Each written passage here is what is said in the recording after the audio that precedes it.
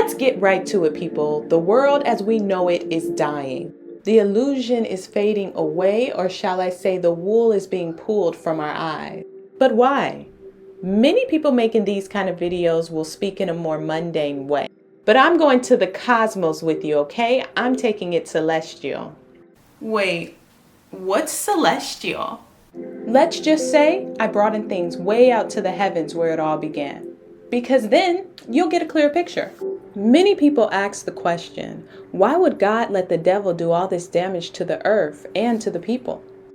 Well, when we look at things celestially, we really get a clear picture and the confusion is all taken away. Even the concept of the devil is taken away, but that's for another video. The way things happen in the cosmos on a macro scale is the same way things happen on Earth on a micro scale.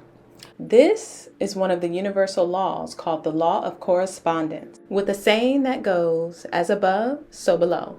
So just as we were birthed by a mother, our planet was birthed too.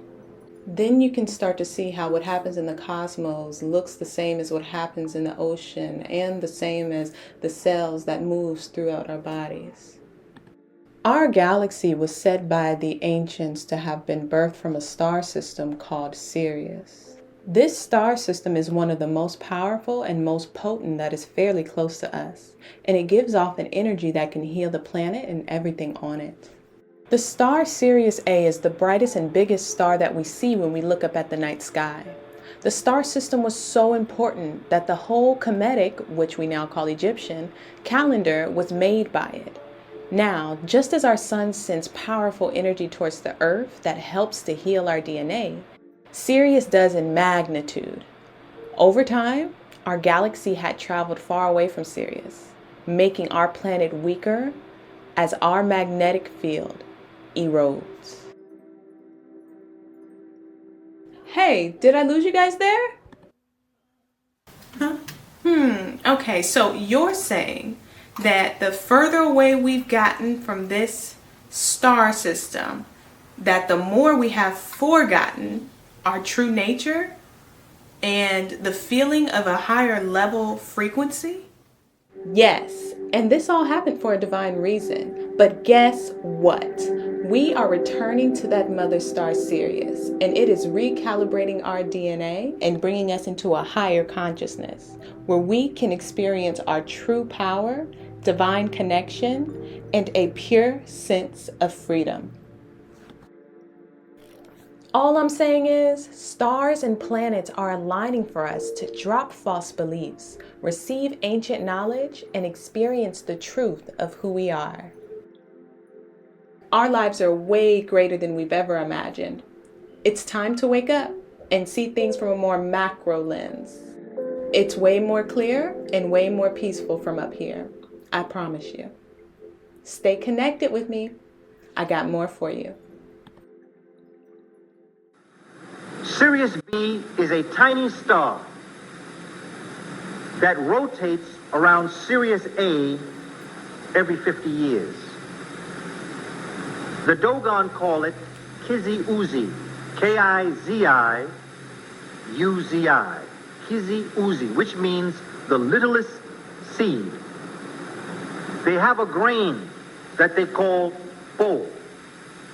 This bowl is looked upon like Kizi-Uzi. It is the representation on the agricultural level of Kizi-Uzi, because while it is the smallest grain in their possession, it is the most important, and it is the center of their agricultural life. Just as they believe that Kizi-Uzi is the center of the universe. When Africans said, know thyself, they weren't just talking about knowing yourself. They were saying to know yourself in relationship to everything else that exists in the cosmos. It is important that as we come together as a community, that we share the knowledge that we know, that we do it in a most beneficent way. We do it in a very humble way. Now, when I use that word humble, I don't mean humble the way they define humble, because all of us must know our greatness. But our greatness does not make us greater than other people. It is important that as we learn this and teach this and move forward, that we remain strong as our ancestors.